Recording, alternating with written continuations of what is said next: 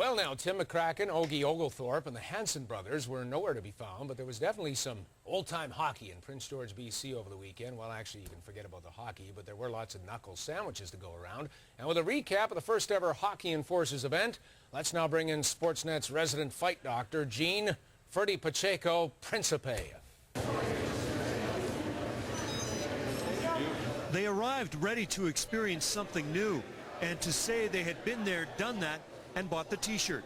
Boards along the blue lines to signify the battle area. And where there's smoke, there's a fighter.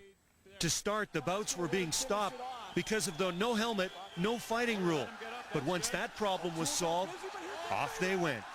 Well, it wasn't called the black and blue tournament for no reason at all, right? I think in the end of all, 16 guys gave it their all out there. We tried to take each other's heads off, but we know each other, and we don't want to hurt each other forever. Just for the minute that we're going. With all the lefts that were landed, and conversely a bevy of rights, it was no surprise to see noses leaking blood. Others were filled with it, eyes that were cut, and ice that showed the effects of violence. A card that started with 16 fighters finished with much less because of the battling.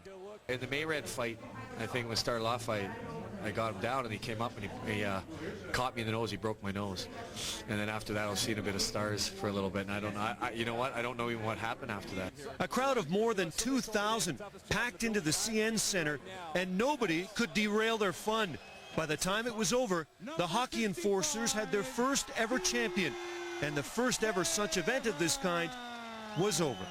Well, I don't know. What are they going to put me in the Hall of Fame for winning the Hockey Enforcers? The check makes it all feel better. I mean, I do this all season long for a lot less. If they give me a call, say, would you like to come back? I'll be back in a heartbeat. Won't even think twice about it. I think that anybody who had a premonition in their mind that this was going to be some awful, tragic event, their thoughts were done tonight. There's a lot of naysayers out there that said this would never happen. A couple guys in my backyard, I like to boot in the balls. And I'm going to go back and I'm going to boot them in the balls hard. At this point, it's hard to tell whether this event was a financial success as organizers await pay-per-view numbers. But Wolski is already planning ahead with intentions of having a second Hockey Enforcers battle in April or May. And while he'll look at other venues, he says he has no problems in coming back to this city once again. Gene Principe, Sportsnet, Prince George.